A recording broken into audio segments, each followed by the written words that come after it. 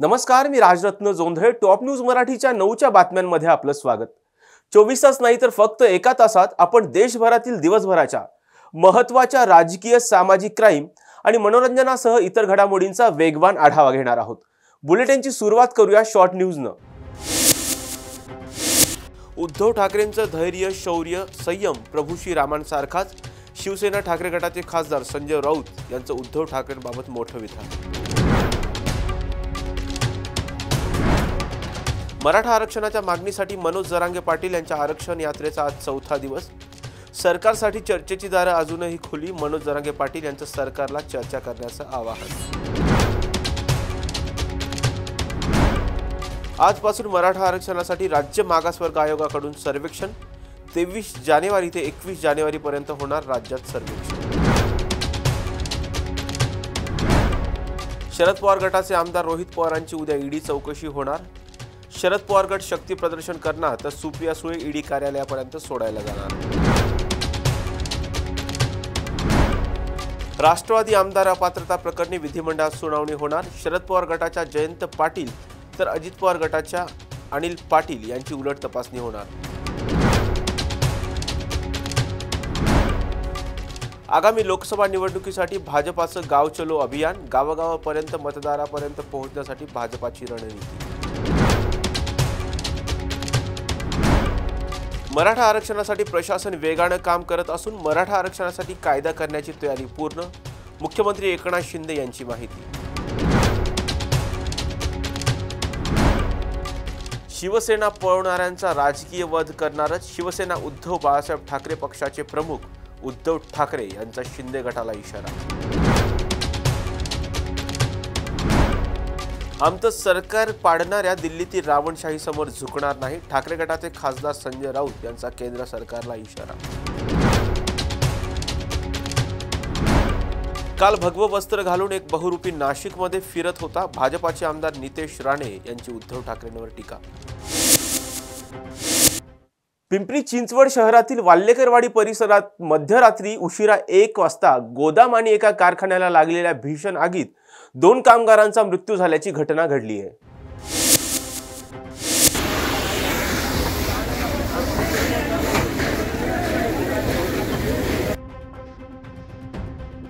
Messrs Ganesh packaging industry आणि messrs Vinayak aluminium profile door making company या कारखान्याला लागलेल्या आगीत 2 कामगारांच्या आगीच्या धुरात गुदमरून दुर्दैवी मृत्यू झाला. तर या आगीत एक 4 वाहन आणि एक छोटा मालवाहक टेम्पो देखील पूर्णपणे जळून खाक झालाय. ललित अर्जुन चौधरी वय 21 वर्ष व कमलेश अरुण चौधरी वय 23 वर्ष असं आगीत मृत्युमुखी पडलेल्या कामगारांची नावं आहेत. ललित चौधरी आणि कमलेश चौधरी हे Vinayak aluminium profile door making कंपनीमध्ये जेव्हा आग लागली त्यावेळी त्या कंपनीच्या पोटमाळ्यावर अडकून पडल्यानं त्यांचा मृत्यू झालाय. एकूणच या दुर्घटनेमुळे पिंपरी चिंचवड महापालिका प्रशासनानं केलेल्या पोटमाळ्याच्या सर्वेवर प्रश्नचिन्ह निर्माण करण्यात आले. अग्निशामक विभागानं 4 अग्निशामक वाहनाच्या मदतीनं जवळपास 35 ते 40 मिनिटात आग आटोक्यात आणली आहे.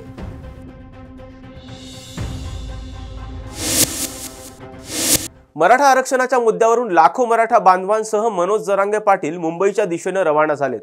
मनोज जरांगे पाटील यांच्या पायी मोर्चाचा आज पुण्यात मुक्काम असणार असून या पार्श्वभूमीवर वाहतूक कोंडी होण्याची शक्यता आहे. त्या पार्श्वभूमीवर वाहतूक विभागाकडून वाहतुकीत काही बदल करण्यात आलेत. बुधवारी पुणे पिंपरी चिंचवड शहरात मोर्चा मार्गावर आणि परिसरात कोंडी होण्याची शक्यता निर्माण झाली आहे. मराठा मोर्चा हा रांजणगाव येथून कोरेगाव भीमा मार्गे चौकीद आणि खराडी येथे मुक्कामी थांबणार असून बुधवारी चौकीदार आणि खराडी येथून पिंपरी चिंचवड परिसरातून लोणावळा येथे मुक्कामी जाणार आहे. त्या दृष्टिकोनातून बुधवारी वाहतुकीत काही बदल करण्यात आले आहेत. अहमदनगरहून पुण्याकडे येणारी सर्व वाहने थेऊर फाटा येथून केसनंद थेऊर मार्गे सोलापूर रस्ता अशी वळवण्यात येतील. वाघोली परिसरामधील वाहने वाघोली, आहवाळवाडी, मांजरी खुर्द, मांजरी बुद्रुक, केशवनगर, मुंडवा चौक अशी वळवण्यात येतील.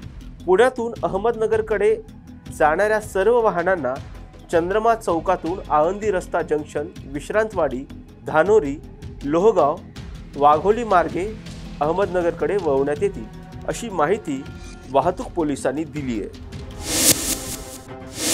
मराठा आरक्षणाच्या पार्श्वभूमीवर राज्य मागासवर्ग आयोगाकडून सर्वेक्षणाला सुरुवात करण्यात आली असून त्याचा आढावा घेतला आमचे प्रतिनिधी प्रफुल्ल ओहाळ यांनी। मराठा आरक्षणाचा मुद्दा संपूर्ण महाराष्ट्राचा तापलेला आहे।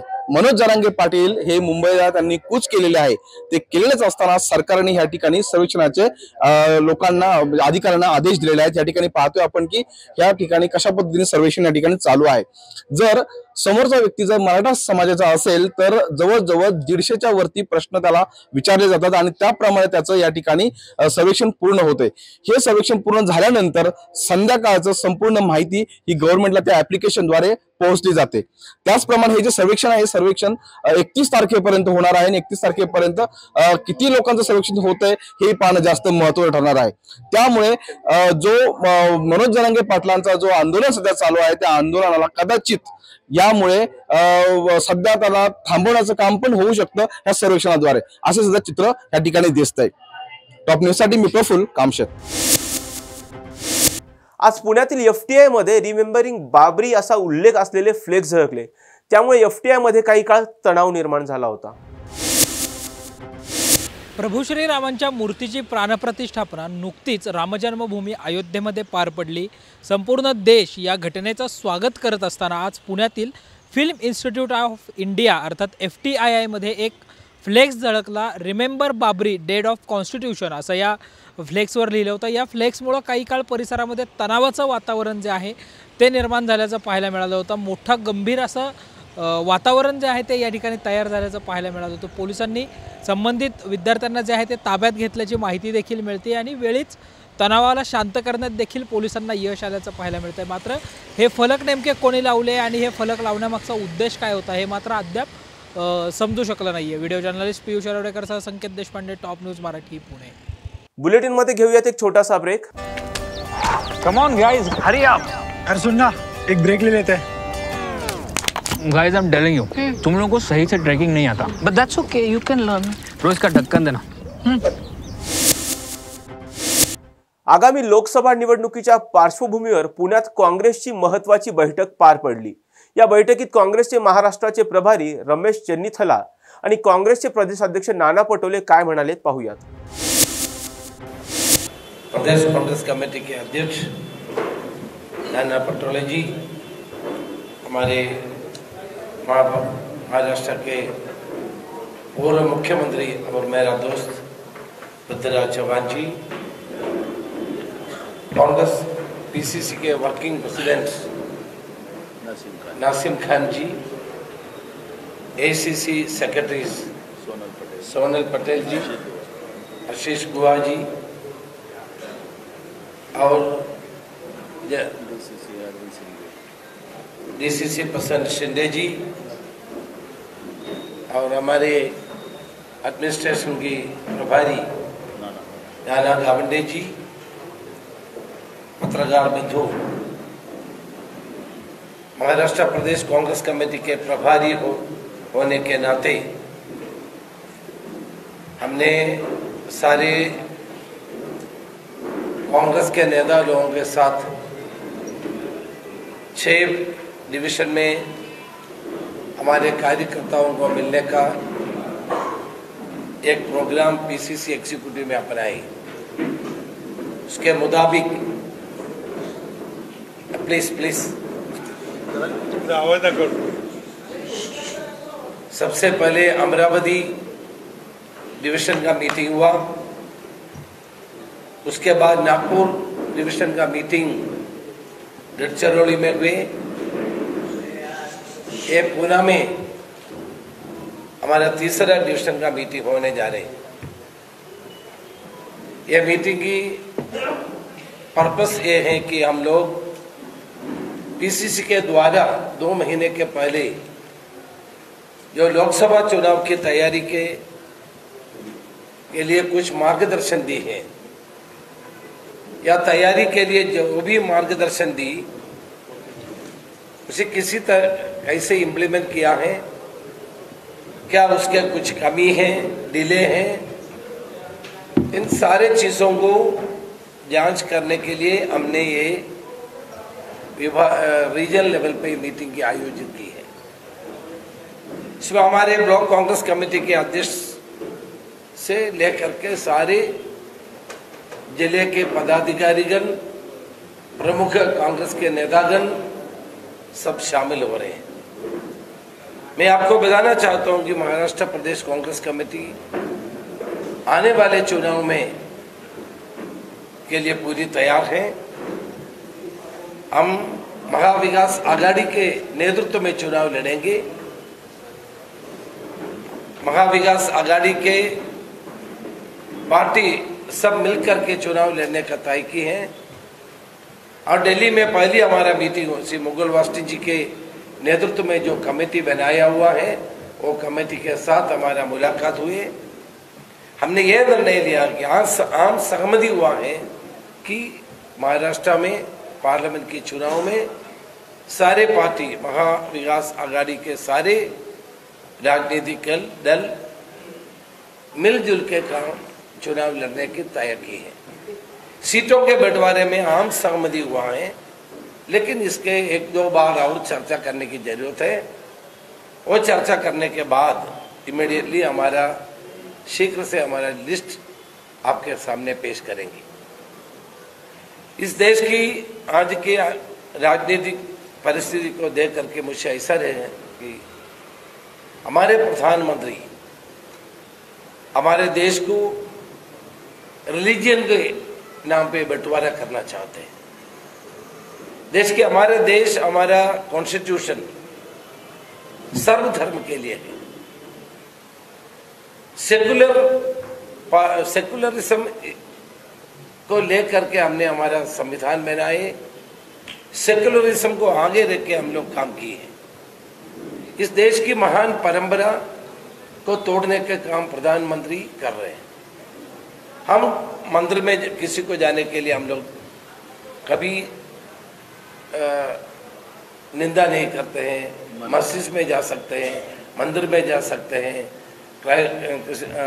हर गुरुद्वारे में जा सकते हैं।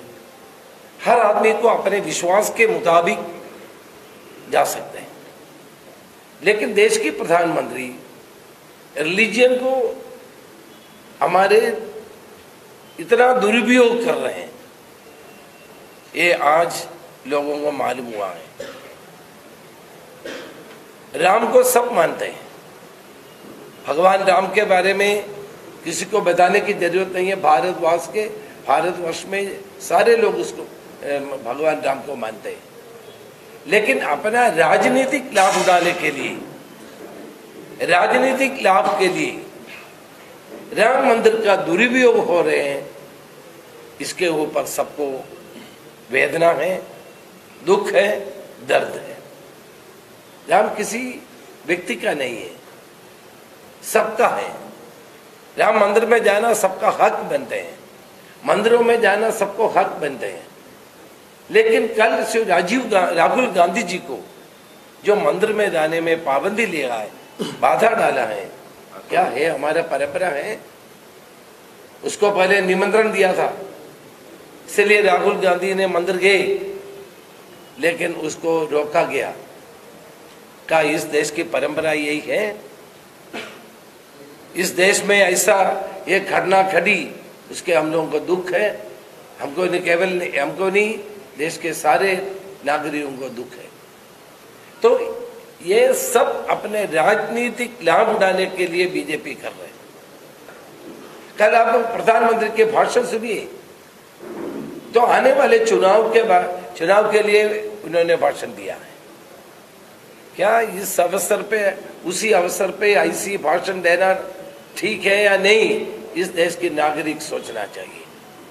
एक पवित्र कर्म के लिए गया है, वो पवित्र कर्म करने के बाद उस मंच में राजनीतिक लाभ उठाने के लिए जो भाषण दिया है उसको निंदा करना चाहिए। देखिए, कांग्रेस के एक महान इतिहास है। ये महान इतिहास में हमने सारे मत, जात पात सबको लेके चलने का है। सांप्रदायिक सद्भाव बनाए रखने का काम हमने, कांग्रेस पार्टी ने देश को सिखाया है, लोग अपनाया है। लेकिन इसको तोड़ने के काम, और ये तोड़ने क्यों? आने वाले चुनाव में जीतने का एक मुख्य विषय बनाने का कोशिश हो रही है, लेकिन इस देश की जनता उसको स्वीकार नहीं करेगा। प्रधानमंत्री नरेंद्र मोदी जी का जो कल के जो कार्यक्रम हुआ है उसके बारे में सबको विरुद्ध ओपिनियन है। देखिए, चारों शंकराचार्य कभी नहीं हुआ है। आज हमारे प्रदेश कांग्रेस कमेटी के अध्यक्ष मुझे बता रहे थे, सोमनाथ जी का टेम्पल की उद्घाटन के समय में सारे प्राण प्रतिष्ठा किया है शंकराचार्य। इंडिया के राष्ट्रपति राजेंद्र प्रसाद जी उधर मौजूद थे, लेकिन सारा पूजा कर्म शंकराचार्य ने किया। सनातन धर्म के प्रामाणिक चारों शंकराचार्य ने इसमें शामिल करने में इनकार कर दिया। उन्होंने बोला कि प्रधानमंत्री के काम ये नहीं है, हम देखने के लिए उधर ताली बजाने के लिए हम नहीं जाएंगे।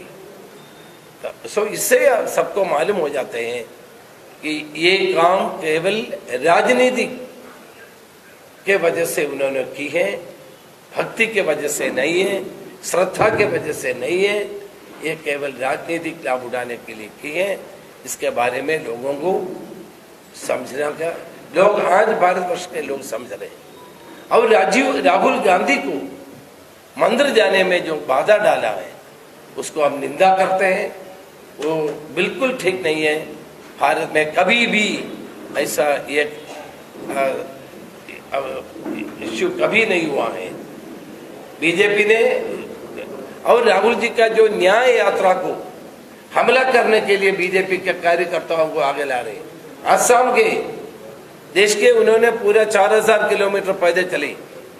कोई भी राज्य में ऐसा कोई इंसिडेंट नहीं हुआ है, लेकिन असम के मुख्यमंत्री ने जानबूझ करके राहुल जी का प्रोग्राम को में बाधा डालने की कोशिश कर रहे हैं। हम उसका भी निंदा करते हैं।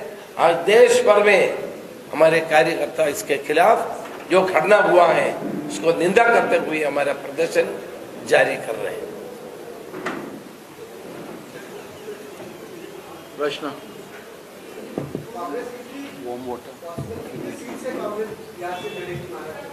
देखिए, महाराष्ट्र में कुल मिलकर के 45 सीट्स हैं, 48 सीट्स हैं।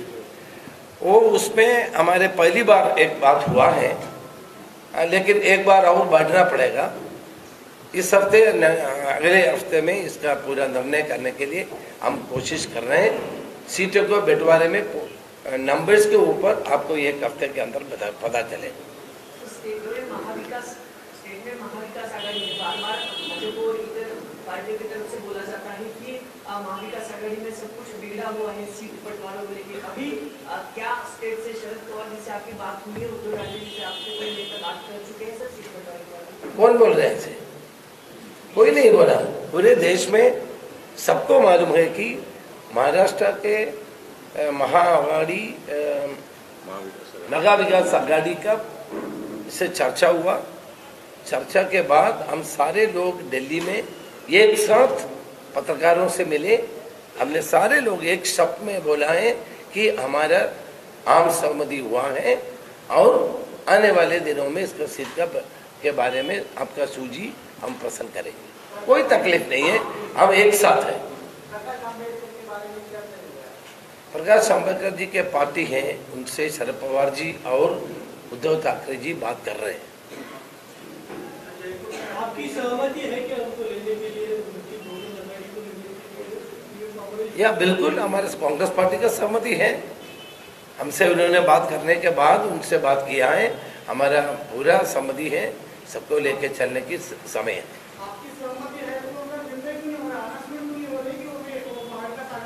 अरे चुनाव का अनाउंसमेंट तो कभी हुआ ही नहीं, हमने पहले से उसका तैयारी चल रहे हैं, जल्दी से हो जाएगा।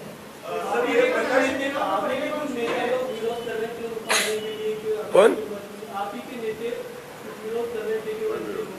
हम कोई विरोध नहीं कर रहे, हम सब इसके लिए सहमत हैं, वो प्रोसेस चालू है।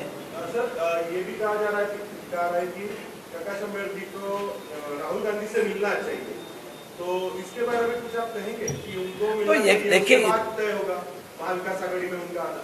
देखिए, एक प्रोसेस है और प्रोसेस में पहले अभी शरद पवार जी और उद्धव ठाकरे जी ने उनसे बात कर रहे हैं। उसके बाद जो भी कदम उठाना है तो वो लोग डिस्कस करके बताएंगे। हमने हमारे कांग्रेस पार्टी की तरफ से कोई इसमें ये नहीं है, हम उनको साथ चुनाव लड़ने के लिए हम लोग भी तैयार हैं।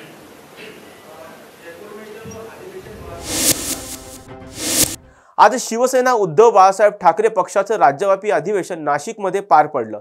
यावेळी बोलताना पक्षप्रमुख उद्धव ठाकरे, खासदार संजय राऊत आणि सुषमा अंधारे काय म्हणालेत पाहूयात।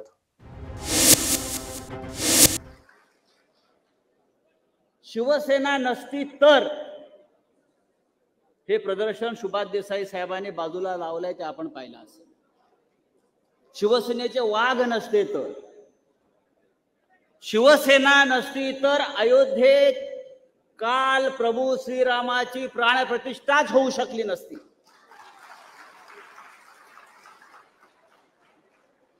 शिवसेनेचे वाघ तिथे पोहोचले, शिवसेनेच्या वाघाने धैर्य दाखवलं, शौर्य दाखवलं आणि म्हणून काल देशाच्या पंतप्रधानांना अयोध्येत जाऊन प्रभू श्रीरामाची प्राणप्रतिष्ठा करता आली। म्हणून शिवसेनेचं प्रभू राम से पुराना नाता है।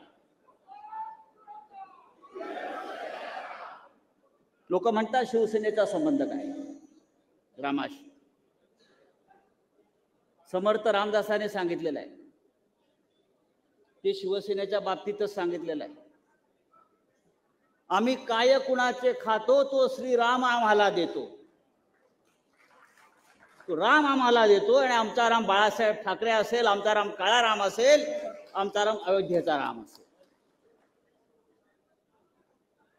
ज्या ठिकाणी हे अधिवेशन होतंय हे धर्मक्षेत्र आहे, हे धर्मक्षेत्र आहे, हे कुरुक्षेत्र सुद्धा आहे। कारण आजपासून या जागेवरून आपण कुरुक्षेत्रावर जी लढाई सुरू केली होती ती लढाई या कुरुक्षेत्रावरून, या धर्मक्षेत्रावरून आपण सुरू करणार आहोत। जो राम अयोध्येतला तोच राम या पंचवटीतला आहे। इथे पंचवटी आहे आणि प्रभू श्री रामाच्या आयुष्यातलं, जीवनातला सगळ्यात मोठा संघर्ष कुठे झाला असेल तर तो या पंचवटीमध्ये, या नाशिक क्षेत्रामध्ये झालेला आहे। आणि म्हणून या पुण्यभूमीची, या युद्धभूमीची जी निवड केली माननीय उद्धव साहेबांनी अधिवेशनासाठी, त्याला एक फार मोठं महत्व आहे। मी जेव्हा म्हणतोय की श्रीरामाचं आणि शिवसेनेचं नातं आहे, ते नातं असं आहे, रामाचं जे धैर्य आहे ते शिवसेनेचं धैर्य आहे, लक्षात घ्या। रामाचं जे शौर्य आहे ते शिवसेनेचं शौर्य आहे आणि रामाचा जो संयम आहे तो उद्धव ठाकरेंचा संयम आहे, उद्धव ठाकरेंचा संयम। काल नाशिकमध्ये भगूरला गंगातीरी काळाराम मंदिरात पाहिलं, पण मला एका वाक्यानं माझं लक्ष वेधून घेतलं। त्या होर्डिंगवरच्या, उद्धवजींच्या त्या होर्डिंगवरती दोन शब्द होते, संयमी योद्धा, संयमी योद्धा। एका वाक्यानं माझं लक्ष, संयमी योद्धा होर्डिंगवरच्या, ही उपाधी प्रभू श्रीरामाला शोभून दिसत होती। दोन शब्द होते, संयमी योद्धा, ही उपाधी आता उद्धव संयमी योद्धा, संयमी योद्धा। संयम आहे आणि युद्ध करण्याची त्यांच्यामध्ये संयमी योद्धा कमी घडलं आणि ही उपाधी प्रभू श्रीरामाला नाशिकमध्ये जास्त घडलं। महाराष्ट्रात संयमी योद्धा ही उपाधी रामाने जे अतुलनीय धैर्य दाखवलं ते या पंचवटीत दाखवलेलं आहे।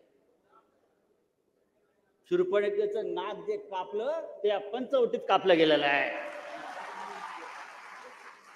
आणि रावणाविरुद्ध युद्धाची जी प्रभू श्रीरामानं तुतारी फुंकली ती सुद्धा या पंचवटीतून फुंकलेली आहे। आणि म्हणून आपण या इतिहास उभे आहोत हे लक्षात घ्या। प्रभू श्रीरामाच्या हातामध्ये धनुष्यबाण आहे।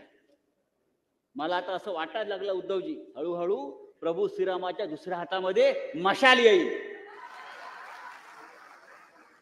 रामाला वाटेल आता धनुष्य नको, आता मला मशाल हवी आहे आणि ही मशाल रामाच्या हातात घेऊन हा प्रभू श्रीराम या महाराष्ट्राला नव्हे तर संपूर्ण देशाला एक प्रकाशमान केल्याशिवाय राहणार नाही.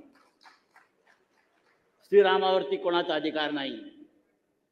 कणाकणात राम आहे, मनामनात राम आहे, या महाराष्ट्राच्या माती मातीत राम आहे आणि फक्त शिवसेनेमध्ये रामाचा प्राण आहे. लक्षात घ्या, हे ढोंग नाहीये. 33 कोटी देव आहेत. खैरे साहेबांना जास्त माहित असेल. 33 कोटी देव आमच्या हिंदूंचे आहेत. पण आपण पुस्तक या देशामध्ये आम्ही स्वतंत्र आणि अत्यंत आश्वस्तपणे मोकळा श्वास घेऊ शकतो ते ज्या सीमेवर लढणाऱ्या सैनिकांमुळे. त्या सर्व सैनिकांना, शहीदांना आणि त्यांच्या वीरपत्नींना अभिवादन करत, कालचा राम मंदिर प्राणप्रतिष्ठा सोहळा ज्या कारसेवकांमुळे आपण अनुभवू शकलो, त्या वंदनीय बाळासाहेबांच्या सगळ्या सच्च्या कारसेवकांना आणि शिवसैनिकांना अभिवादन करत, आज वंदनीय बाळासाहेब ज्यांनी शिवसेनेचा वटवृक्ष वाढवला, घडवला, त्यांचा जन्मदिवस आहे आणि त्यांच्या जन्मदिवशी होणाऱ्या या महाअधिवेशनाचा मी भाग होत आहे. हा माझ्यासाठीचा दुग्ध शर्करा योग आहे. या अधिवेशनाचे माझ्यासाठी याही दृष्टीने महत्व आहे की हे अधिवेशन नाशिकमध्ये होतंय. नाशिक अनेक कारणांसाठी प्रसिद्ध आहे. नाशिक MD ड्रगचे साठे सापडतात म्हणून प्रसिद्ध आहे. नाशिकमध्ये ललित पाटील सारख्या गुन्हेगारांना पाठीशी घालणारे काही नेते और फिर भी मेरी ही दाढी कैसे सफेद है असे सांगणारे काही बदमाश इथे आहेत म्हणूनही नाशिक चर्चेत आहे. उगाचच उडता तीर आपल्या अंगावर घेत मीच बडी भाभी, मीच छोटी भाभी असे म्हणणारे लोकही या नाशिकमध्ये आहेत. पण त्याही पेक्षा महत्वाचं, नाशिक मधल्या काही ऐतिहासिक संदर्भ, भगूर, स्वातंत्र्यवीर सावरकरांचं जन्मस्थळ, अत्यंत सगळ्यांच्यासाठी श्रद्धास्थान असणारं काळाराम मंदिर आणि काळाराम मंदिराच्या बाहेर आम्ही सुद्धा तुमच्यासारखी 2 हाताची 2 पायांची माणसं आहोत. तुमच्यासारखाच 2 हातांच्या 2 पायांच्या माणसांना असणारा अधिकार आम्हालाही मिळाला पाहिजे. ही समतेची चळवळ चालवणाऱ्या विश्वरत्न डॉक्टर बाबासाहेब आंबेडकरांचा सत्याग्रहाची साक्ष देणारा शिलालेख, ज्या शिलालेखाला सन्मान्य पक्षप्रमुखांनी काल अभिवादन केलं, अशा नाशिक शहरामध्ये विशेषतः नाशिकचं अधिवेशन झाल्यानंतर शिवसेनेचं सत्ता आली होती. पुन्हा नाशिकमध्ये अधिवेशन होतंय. ही पुन्हा शिवसेनेची सत्ता येण्याची नांदी असेल. सर, प्रभू श्रीराम हा आमच्या आस्थेचा, श्रद्धेचा विषय आहे. काल भाजपने त्याचं पॉलिटिकल टूल किट करण्याचा प्रयत्न केला, पण आम्हाला आनंद आहे सर. बाई म्हणून तर मला खूप जास्त आनंद आहे, कारण प्रभू श्रीराम एकवचनी, एकबाणी, एकपत्नी अशी त्यांची व्यक्तिरेखा जी आम्ही रामायणामध्ये अनुभवलेली आहे आणि त्या प्रभू श्रीरामाचे खरे सच्चे अनुयायी आपण शोभता. ते याच्यासाठी सर मी बाई म्हणून आपले विशेष आभार मानले पाहिजे. या महाराष्ट्रात, या भारतात अर्धी लोकसंख्या, 50% लोकसंख्या ही महिलांची लोकसंख्या आहे आणि प्रभू श्रीराम एकपत्नी, एकवचनी, एकबाणी होते. सर, काल आपण प्रभू श्रीरामाच्या मंदिरामध्ये दर्शनाला गेलात, सगळे रिच्युअल्स पार पाडलेत आणि आपण अत्यंत सन्मानाने महिला म्हणून आमच्या वहिनींचे अधिकार कुठेही डावलले नाही. आमच्या वहिनींना ते सगळे अधिकार आपण दिले. बाकी आम्ही काल बघितलं सर, काही नेते तुरु तुरु एकटेच जात होते आणि पत्नी वनवासातच. सर, वाईट वाटत होतं सर, एवढ्या गुढ्या उभ्या केल्या आणि पत्नी सोबत नाही. पण आपण तसं केलं नाही सर. आपण आमच्यासाठी आदर्श आहात की आपण प्रत्येक ठिकाणी वहिनींना सोबत घेतलं, म्हणजेच आपण महिला शक्तीचा सन्मान करणारे आहात. आणि या दृष्टिकोनातून आम्हा सगळ्या महिलांच्यासाठी आपण खऱ्या अर्थाने आदर्श प्रभू श्रीरामाचे सच्चे अनुयायी आहात. सर, मी असं म्हटलं की रामायणामध्ये प्रभू श्रीरामांची जी व्यक्तिरेखा आहे ती एकवचनी सुद्धा आहे, दिलेलं वचन पाळणारी. काल ज्यांनी प्राणप्रतिष्ठेचा सोहळा एक प्रचाराचं टूल किट सारखा केला त्यांना मुळात एकवचनी असणं कळलंच नाही. ते आशिष कुरेशी, सॉरी शेलार आहे वाटतं ते, तर ते आशिष शेलार आणि असे खूप सारे लोक ते असं म्हणाले की अरे अरे आमचा नेता, यांना हे कळलंच नाही. अरे एकवचनी होते रे, प्रभू श्रीराम एकवचनी होते. ह्यांचा नेता 72 तासाच्या आत विसरून जातो 70,000 कोटीच्या घोटाळ्याचा आरोप कोणावर केला आणि त्यालाच परत घेतो सोबत. कसले एकवचनी? ते आमचे देवा भाऊ इकडे एकवचनी म्हणतात आणि ते सांगतात राष्ट्रवादीशी युती नाही नाही नाही, आपा धर्म नाही, शाश्वत धर्म नाही, कधीही नाही. आणि पहाटे दुपारी 2-2दा लव्ह मॅरेज करतात, पळून जाऊ त्याला सुद्धा मोठमाती दिली. आणि आता हे जे म्हणतात रामाचे सगळे पुजारी, चांगली गोष्ट आहे. प्रभू श्रीरामचंद्र हे कोणत्याही एका व्यक्तीची किंवा एका पक्षाची मालमत्ता नाही.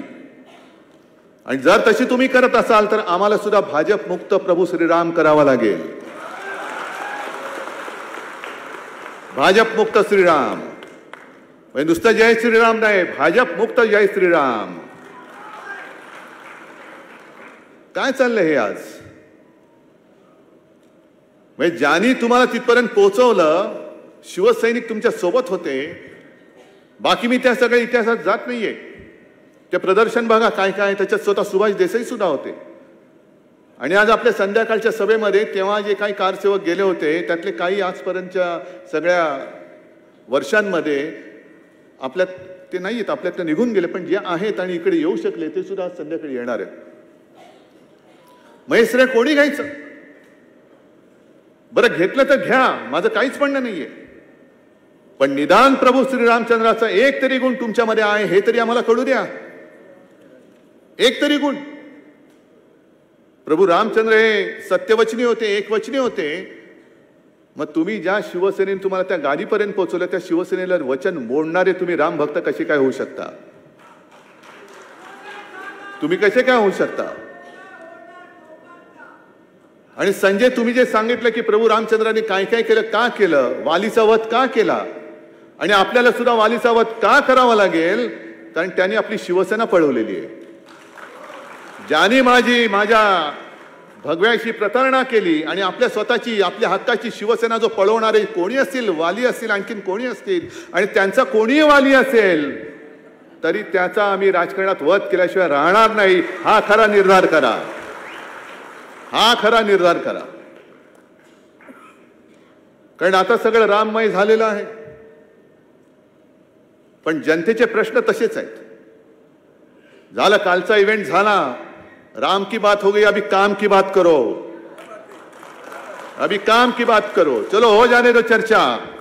कामावरती चर्चा करा. तुम्ही 10 वर्षात काय केलं, 75 वर्षात काँग्रेसने काय केलं, तुम्ही 10 वर्षात काय केलं हे पहिले सांगा आता. कारण आज मी पेपरमध्ये वाचलं की आता समर्थ देशाला समर्थ करणं. मग 10 वर्ष काय अंडी बुवत होतात? 10 वर्ष काय करत होतात?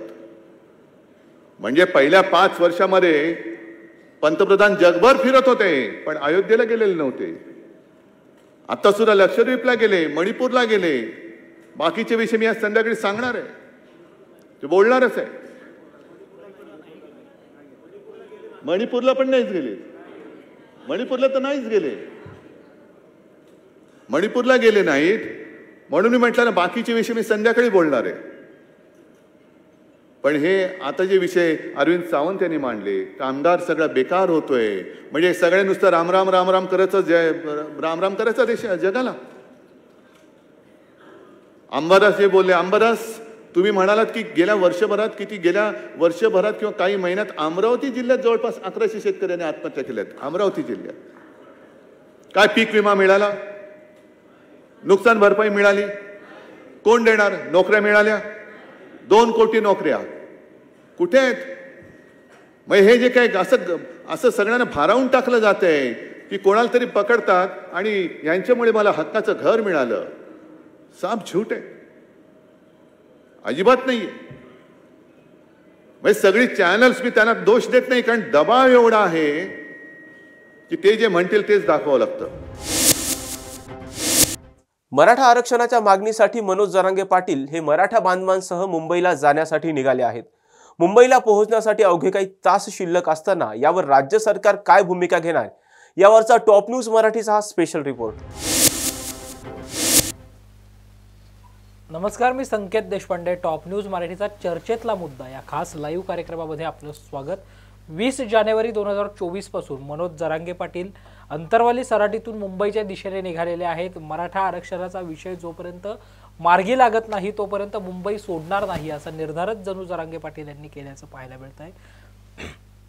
यानंतर बीड, मातोरी, नगर असा संपूर्ण प्रवास करत आज सकाळी रांजणगाव, शिक्रापूर असा पूर्ण पुणे जिल्ह्यातला प्रवास करून आज मनोज जरांगे पाटील यांचा जो प्रवास आहे रात्रीचा तो खराडे चंदननगर बायपास या ठिकाणी असणार आहे. आणि अवघ्या 72 तासामध्ये हा जो झंझावात आहे मनोज जरांगे पाटील यांचा तो मुंबईच्या दिशेने रवाना होणार आहे. आणि मुंबईमधील शिवाजी पार्क किंवा आझाद मैदान या दोन्ही ठिकाणी दोन्हीपैकी एका ठिकाणी मनोज जरांगे पाटील हे आमरण उपोषणासाठी बसणार आहेत. बेमुदत उपोषण मनोज जरांगे पाटील या ठिकाणी सुरू करणार आहेत.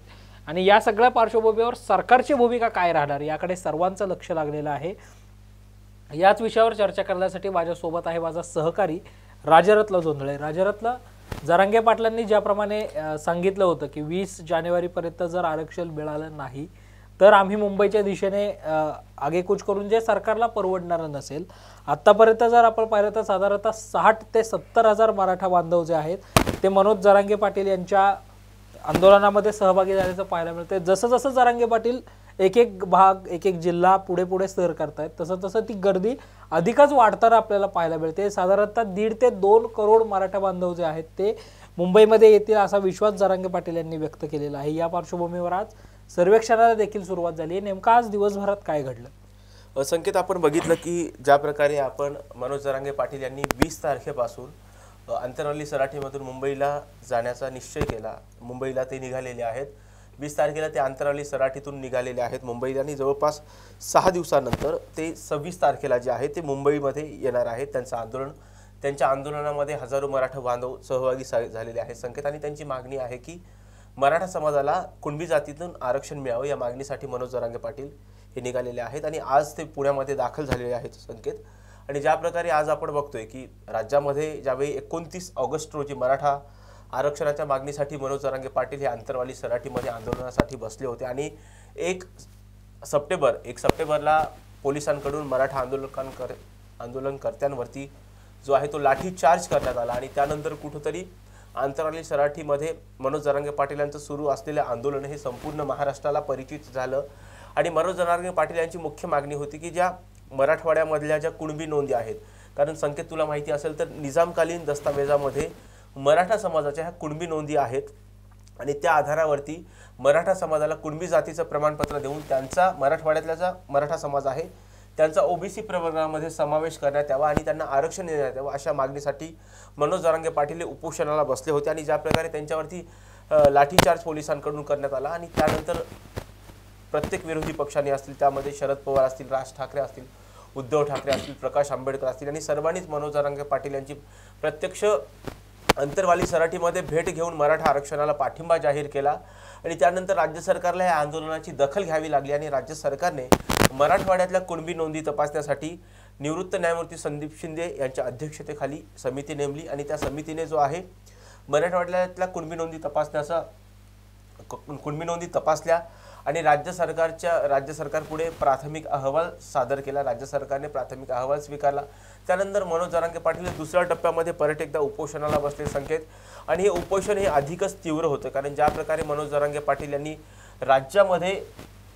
राज्यामधले जे नेते आहेत त्यांना थेट गावबंदी केली होती संकेत. आणि त्यामुळे संपूर्ण महाराष्ट्रामध्ये नेत्यांना गावबंदी करण्यात आल्यामुळे हे आंदोलन जास्त तीव्र झाले होतं. आणि त्यानंतर कुठेतरी राज्य सरकारने भूमिका घेतली की मनोज जरांगे पाटील यांना विनंती केली की आपण हे उपोषण मागे घ्यावं, राज्य सरकार मराठा समाजाला आरक्षण देण्यासाठी सकारात्मक आहे आणि त्यासाठीच त्यांनी एक शिष्टमंडळ, ज्या शिष्टमंडळामध्ये निवृत्त न्यायमूर्ती आणि विद्यमान मंत्र्यांचा सुद्धा समावेश आहे, ज्यामध्ये गिरीश महाजन असतील, धनंजय मुंडे असतील, अतुल सावे असतील, संदीपान भुमरे असतील, यांनी मनोज जरांगे पाटील यांना विनंती केली की आपल्याला कायद्याच्या कसोटीवर टिकणारं आरक्षण द्यायचं आहे, त्यासाठी आपल्याला काही वेळ लागणार आहे, त्यासाठी तुम्ही आंदोलन मागे घ्या अशी विनंती केली।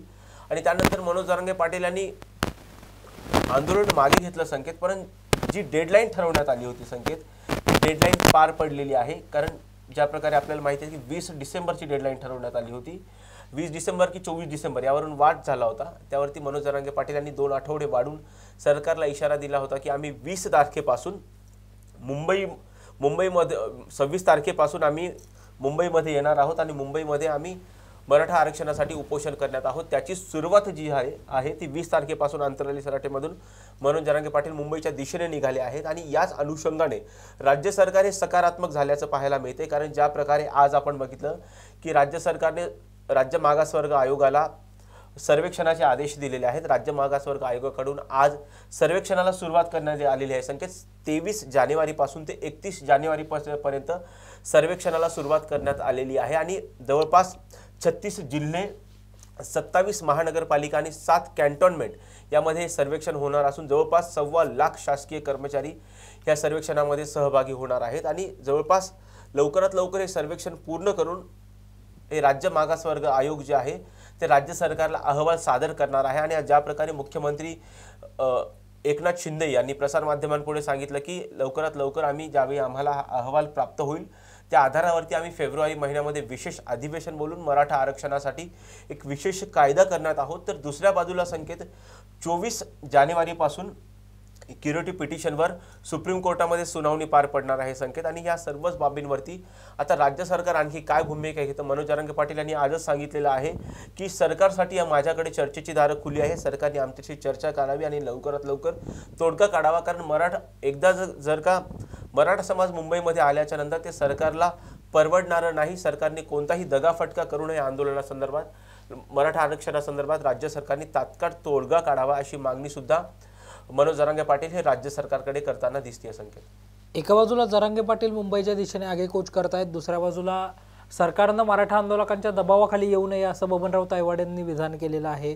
दुसऱ्या बाजूला आजपासून सर्वेक्षणाला सुरुवात झाली आहे। आजपासून ते 31 जानेवारीपर्यंत गोखले इन्स्टिट्यूटने जो ॲप तयार केला आहे त्या ॲपवर सर्वेक्षण होतं, मात्र ठिकठिकाणी तांत्रिक अडचणी नाही या सर्वेक्षणादरम्यान अधिकाऱ्यांना सामोरं जावं लागतं। एकंदरीतच या सगळ्यामुळे कुठेतरी सरकारवरचा दबाव दिवसागणिक वाढताना पाहायला मिळतोय, काय सांगशील याबाबत? संकेत आपण बघितलं तर आता मनोज जरांगे पाटील यांनी सरकारला 2 वेळा अल्टिमेटम दिलेला आहे। त्यांनी सरकारला काही दिवसांचं मुदतवाढ सुद्धा दिली होती। त्यांची हीच भूमिका आहे की आम्हाला ज्या 54 लाख नोंदी सापडल्या आहेत त्यांना तात्काळ कुणबी जातीचं प्रमाणपत्र देण्यात यावं ही त्यांची प्रमुख मागणी आहे। त्याचबरोबर सगळे सोयरे या शब्दावरून जो वाद सुरू आहे संकेत की सगळे सोयरे शब्दामध्ये आईकडचे सुद्धा आईच्या बाजूचे सुद्धा नातेवाईकांचा समावेश करण्यात यावा अशी प्रमुख मागणी मनोज जरांगे पाटील करतात। किंवा दुसऱ्या बाजूला आपण बघितलं की ज्यावेळी राज्य सरकारच्या शिष्टमंडळामध्ये गिरीश महाजन होते त्यांनी सांगितले की सगळे सोयरे शब्दामध्ये आईच्या बाजूचे नातेवाईक, आईकडचे नातेवाईक हे रक्तामध्ये येत नाही, त्यामुळे त्यांना आरक्षण देता येणार नाही अशी भूमिका गिरीश महाजन यांनी घेतली होती। त्यामुळे या भूमिकेवरून कुठेतरी मनोज जरांगे पाटील यांनी राज्य सरकारमध्ये वाद झाल्याचं आपल्याला पाहायला मिळालं आणि त्याच अनुषंगाने सुद्धा आज जी भूमिका राज्य सरकार घेते की आम्हाला थोडासा वेळ द्या, मनोज जरांगे पाटील यांना विनंती करते आम्हाला थोडासा वेळ द्या, आम्ही आरक्षण देणार आहोत, या मागणीसाठी राज्य सरकार भूमिका घेताना दिसते। तर दुसऱ्या बाजूला जसं संकेत तू सांगितलं की गोखले इन्स्टिट्यूटकडून जे ॲप तयार करण्यात आलेलं आहे त्यात कुठे टेक्निकल एरर येतात ही बाब अगदी खरं आहे संकेत, पण त्याच बाजूला मनोज जरांगे पाटील ही ज्या प्रकारची भूमिका घेत आहेत की 26 तारखेपासून संकेत ते मुंबईमध्ये आमरण उपोषणाला बसणार आहेत। त्यानंतर सरकारपुढे मोठी अडचण होणार आहे, कारण ज्या प्रकारे सध्या त्यांनी 31 डिसेंबरपर्यंत राज्य मागासवर्ग आयोग जे आहे ते सर्वेक्षण करणार आहे संकेत। 31 तारखेला केल्याच्या नंतर त्या सर्वेक्षणाचा अहवाल तयार करण्यासाठी राज्य मागासवर्ग आयोगाला किती वेळ लागेल हे सुद्धा पाहणं महत्त्वाचं ठरणार आहे। कारण 31 तारखेपर्यंत 26 ते 31 तारखेपर्यंत 5 दिवसांचा कालावधी होणार आहे। 26 तारखेला उपोषण सुरू होणार आहे आणि त्या दिवशी मनोज जरांगे पाटील यांना 5 दिवस उपोषणाला 5 दिवस पूर्ण होणार आहेत।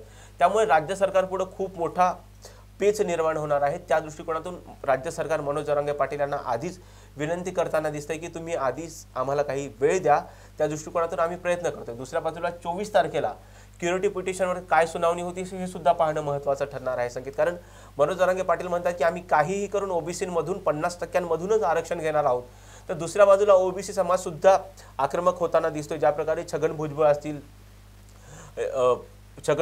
प्रकाश शेंडगे असतील, गोपीचंद पडळकर असतील संकेत, किंवा तायवाडे असतील, ज्या प्रकारे भूमिका घेतात की आम्ही कोणत्याही परिस्थितीमध्ये मराठा समाजाच्या आरक्षणाला आमचा विरोध नाही, मराठा समाजाला आरक्षण मिळालं पाहिजे, अशी भूमिका हे ओबीसी समाजाचे नेते घेताना दिसत आहेत। तर दुसऱ्या बाजूला त्यांचा विरोध हा ओबीसीमधून आरक्षण देण्याला विरोध आहे असं ते ठामपणे सांगतायत संकेत। त्यामुळे कुठेतरी ओबीसी विरुद्ध मराठा संघर्ष सुद्धा तीव्र होताना दिसतोय। तर दुसऱ्या बाजूला राज्य सरकार यातून लवकरात लवकर तोडगा काढण्याची भूमिका घेताना दिसते संकेत। कारण ज्या प्रकारे सध्या राज्यामध्ये, कारण मुंबई ही देशाची आर्थिक राजधानी आहे आणि त्यामुळे सुद्धा तिथल्या पोलिसांवरती असेल किंवा राज्य सरकारवरती दबाव वाढताना आपल्याला नक्कीच पाहायला मिळणार आहे।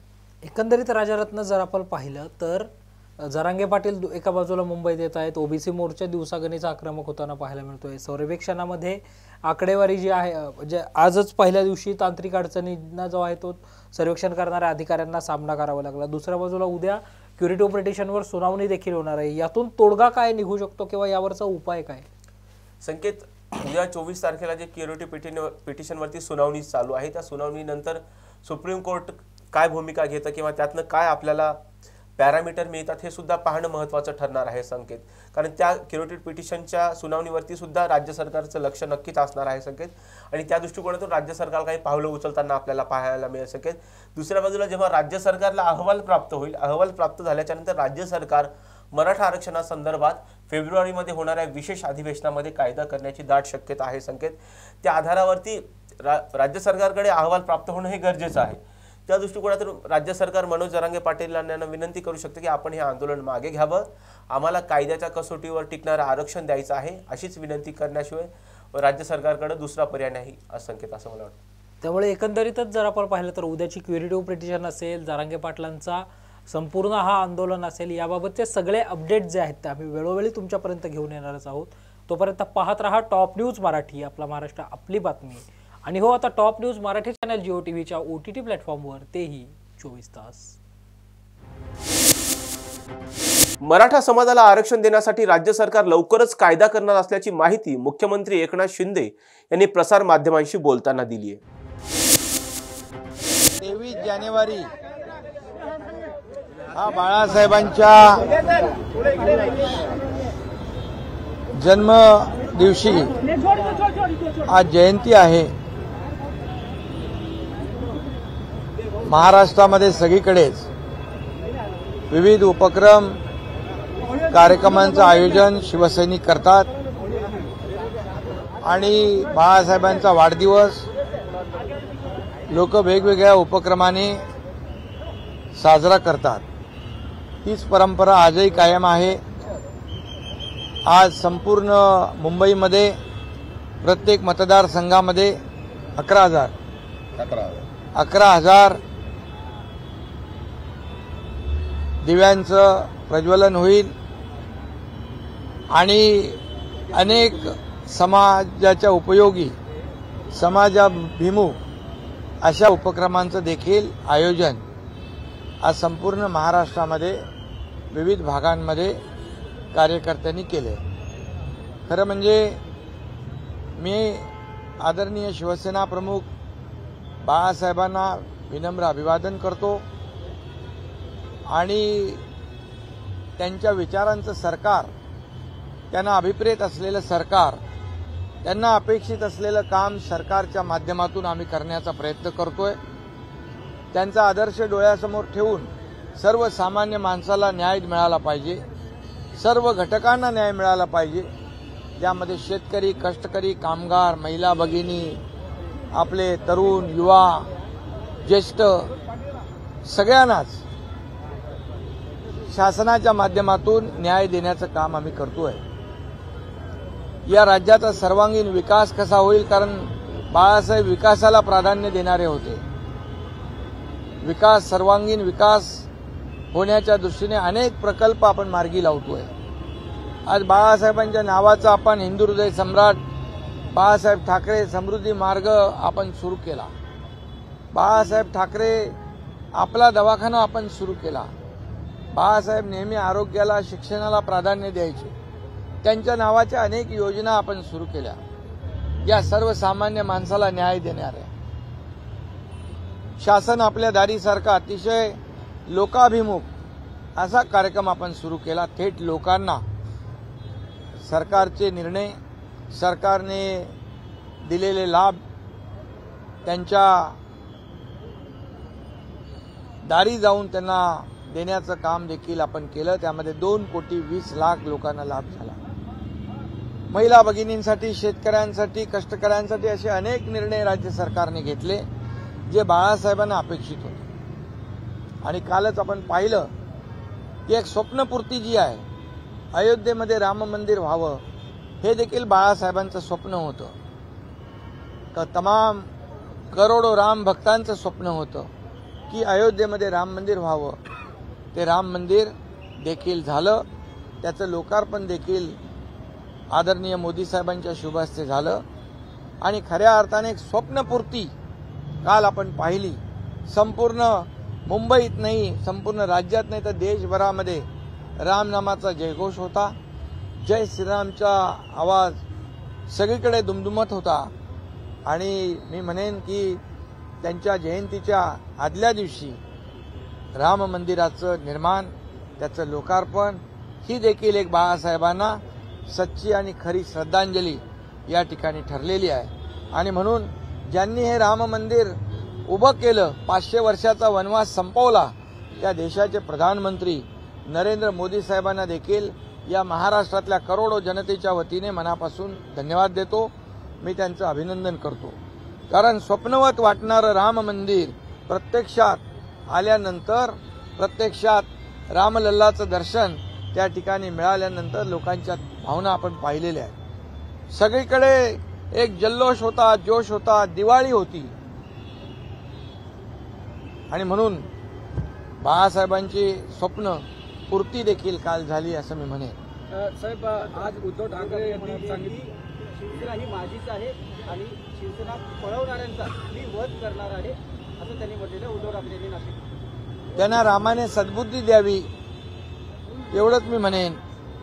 कारण आपल्या अहंकारापोटी बाळासाहेबांचे विचार ज्यांनी विकले, बाळासाहेबांच्या विचारांना तिलांजली ज्यांनी दिली, सत्तेच्या खुर्चीपायी, मोहापायी बाळासाहेबांनी ज्या काँग्रेसला दूर ठेवलं, त्या काँग्रेसला मांडीवर घेतलं, काँग्रेसला डोक्यावर घेतलं, या करोडो महाराष्ट्रातल्या जनतेच्या बरोबर विश्वासघात केला, बेईमानी केली आणि निवडणुका एकाबरोबर, लग्न एकाबरोबर, संसार दुसऱ्याबरोबर, हनीमून तिसऱ्याबरोबर, हे असले धंदे ज्यांनी केले, त्यांनी अशा प्रकारचं बोलणं त्यांना शोभत नाही. त्यांच्या अहंकारामुळे हे राज्य मागे गेलं. आम्ही सरकार पलटवून टाकलं ते या राज्याच्या विकासासाठी आणि या राज्यातल्या जनतेच्या मनातल्या स्वप्नपूर्तीसाठी. त्यामुळे आज आपण पाहतोय की त्यांनी सर्व प्रकल्प बंद केले होते, ते आम्ही सुरू केले, त्याला चालना दिली. हे राज्य पुढे जात आहे, हे राज्याचा विकास होतोय आणि केंद्र सरकार देखील याला पाठबळ देत आहे. मोदी साहेब या सरकारच्या मागे ठामपणे उभे राहिलेले आहेत, गृहमंत्री उभे राहिलेले आहेत. आणि म्हणून परवा दावोसमध्ये जवळपास 3,56,000 कोटींची परदेशी गुंतवणूक आपल्या राज्यात आली. 3 लाखापेक्षा जास्ती लोकांना रोजगार मिळणार आहे. हे या राज्याचं काम आहे, हे बाळासाहेबांना अभिप्रेत असं काम आहे. त्यामुळे त्यांनी बोलताना आत्मपरीक्षण करावं. आज त्यांच्यावर ही वेळ का आली याचं आत्मचिंतन करावं. आज त्यांना लोक सोडून का जाऊ लागले याचा त्यांनी विचार करावा.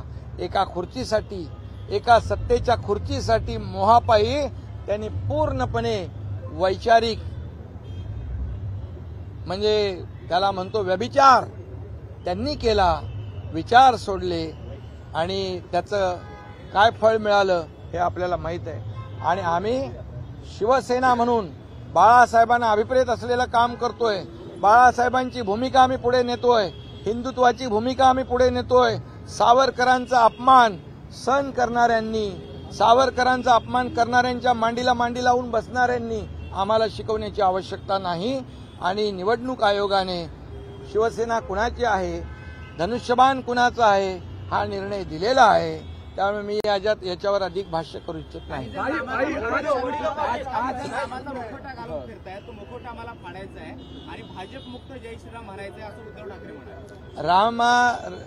ज्यांना अयोध्येमध्ये रामलल्लाची मूर्तीची प्रतिष्ठापना झाली, राम मंदिराला ज्यांनी विरोध केला, रामाच्या अस्तित्वावर ज्यांनी प्रश्न केला, त्यांना बोलण्याचा नैतिक अधिकार नाही. जो राम का नहीं वो किसी काम का नहीं. आज जिस तरीके से उद्धव ठाकरे ने कहा की रामाची उपमा देत आहे, तर पंतप्रधान नरेंद्र मोदी आणि तुम्हाला रावणाची उपमा देत आहे, त्यांना काय उत्तर द्याल? राम आणि रावण कोण आहे सगळ्या जनतेला माहित आहे. रावणाच्या लंकेचं दहन कोणी केलं तेही माहित आहे. त्यामुळे आम्हाला जास्त काय बोलायचं नाही. अहंकारी रावण आणि अहंकारी राज्यकर्ते जसं रावणाचं झालं, अहंकारी राज्यकर्ते असता कामा नये. राज्याचं हित कशात आहे ते लक्षात घेऊन राज्यकर्त्यांनी काम केलं पाहिजे. आपल्या अहंकारामुळे, आपल्या इगोमुळे राज्याला खड्ड्यात घालण्याचं काम ज्यांनी केलं, लोकांना माहित आहे रावणाची वृत्ती कोणाची आहे आणि रामाची वृत्ति कोणाची है? भाई जिस तरीके से आज उद्धव ठाकरे ने कहा कि अयोध्या में राम भक्त अंधभक्त जमा थे और उसके साथ साथ कुछ लोग रावण हैं, लेकिन राम का मुखौटा लगा के घूम रहे हैं पूरे देश भर में. अरे जो राम का नहीं वो किसी काम का नहीं, मैंने अभी कहा है. और राम मंदिर को जिन्होंने विरोध किया, राम. बुलेटिन मध्ये घेऊयात एक छोटासा break. Come on guys, hurry up. अरे सुन ना, एक ब्रेक ले लेते हैं. Guys, I'm telling you, तुम लोगों को सही से ट्रैकिंग नहीं आता. But that's okay, you can learn. रोज का ढक्कन देना. ब्रेक नंतर आपल्या सर्वांचं पुन्हा एकदा स्वागत. स्वराज्य संघटनेचे अध्यक्ष छत्रपती संभाजी राजे यांनी आज पत्रकार परिषद घेत मराठा आरक्षणावर मोठं भाष्य केले. पाहूयात छत्रपती संभाजी राजे नेमकं काय म्हणालेत. तुम्ही त्याचं संरक्षण होणं गरजेचं आहे, जेणेकरून त्या समाजावर सुद्धा कुठं अन्याय होता कामा नये. कारण का सर्वोच्च न्यायालय विचारणार आहे पूर्वी काय केलं संरक्षण तुम्ही, आत्ताच्या संरक्षणमध्ये काय फरक आहे, हे निश्चित प्रश्न पुढे येणार आहे. म्हणून त्याची तयारी सरकारने ठेवावी असं माझी सरकारला सूचना आहे. साधारण यामध्ये 150हून अधिक प्रश्नांची प्रश्नावली तयार करण्यात आलेले, सामाजिक, आरोग्य, शैक्षणिक अशा विविध बाबी यामध्ये तपासले जाणार आहे. त्यामध्ये आणखी काही कमीपणा वाटतो का किंवा आणखी काही प्रश्न घेतले पाहिजे? सरकारच्या पुढं स्पष्ट आहे की सर्वोच्च न्यायालयाने या गरीब मराठा समाजाला आरक्षण का मिळू शकत नाही हे क्लिअर केलेलं आहे. तुम्ही सामाजिक मागासच नाही आहे हे त्यांनी सिद्ध करून दाखवलेलं. हे कोणी केलेलं आहे? सुप्रीम कोर्टने. मागच्या वेळी मागासवर्गीय आयोगाने सांगितलं होतं की सामाजिक मागास सिद्ध आहोत, पण ज्यावेळी सर्वोच्च न्यायालयाने तुम्हाला लाईन दिली की तुम्ही नाही आहे, ती नेमकी लाईन काय आहे? हे 150 प्रश्न असून देत काय आणि 200 प्रश्न असून देत.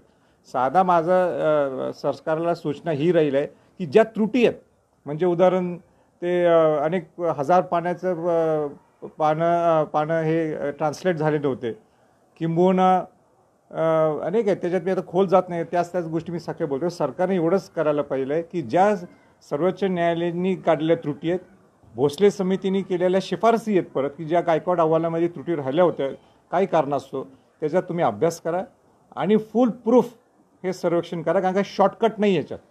काय शॉर्टकटनी तुम्ही जर गेला तर परत तुम्ही सर्वोच्च न्यायालयामध्ये मग ते क्युरिटी पिटिशन असेल किंबहुना आणि तुम्हाला कसलं आरक्षण द्यायचं आहे त्यामध्ये 100% अडकणार आणि 100% तुमचं उडवलं जाईल. म्हणून तुम्ही फुल प्रूफ करा. शॉर्टकट अजिबात वापर. लोकांना खुश करण्यासाठी, समाजाला खुश करण्यासाठी शॉर्टकट हा पर्याय नाही. आजच्या 9च्या बातम्यांमध्ये इथेच थांबण्याची वेळ झाली. पाहत राहा टॉप न्यूज मराठी. आपला महाराष्ट्र, आपली बातमी.